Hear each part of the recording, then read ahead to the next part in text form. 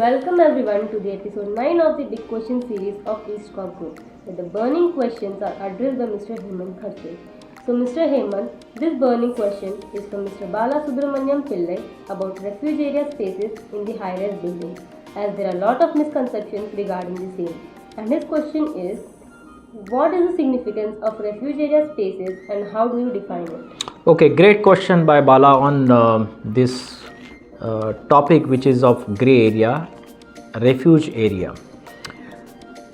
So let's understand and break this question into three parts. What do you mean by a refuge area? So essentially, any high-rise building which is more than 24 meter in height and is a habitable space, which could be workplace or a living place.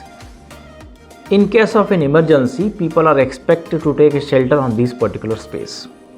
Now, what could be the condition? If suppose you have old age people, physically handicapped people, children, maybe pregnant ladies or medically challenged people, they may not able to use the staircase as a part of egress in emergency. So that's the reason this space have been created in those high-rise building area where people are expected to go take a shelter till the building becomes safe, and maybe at worst scenario they can actually get lifted by firefighters, trained qualified people from the ground floor using their ladders.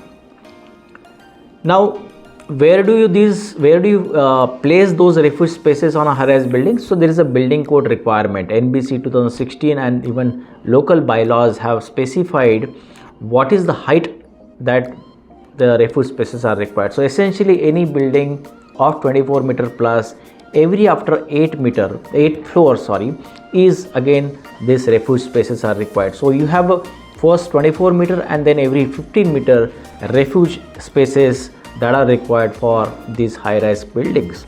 Now, how do you differentiate between refuge area and area of refuge? That's again a little understanding, clarity required. So any balcony, any residential complex where you have a balcony space can also act as an area of refuge.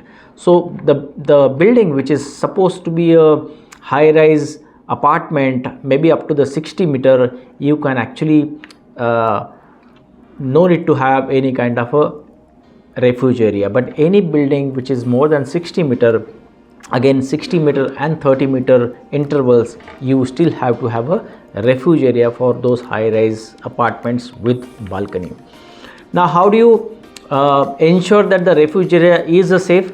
So you have to have first segregation. That means the area of the refuge should be accessible from the means of egress of the building. It should be sprinkler protected. It should have a fire door so that the smoke and heat will not enter into the spaces. You should have a drinking water. You should have emergency lighting. You should have an extinguisher.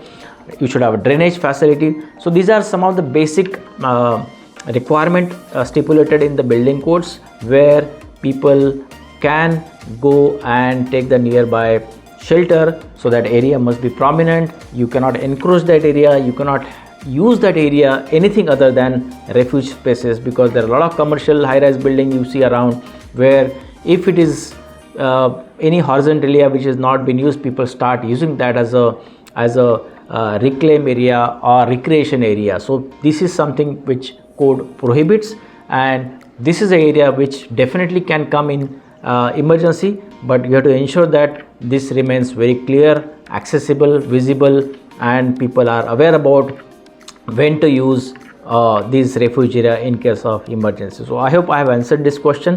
Thank you, Bala, for asking this question.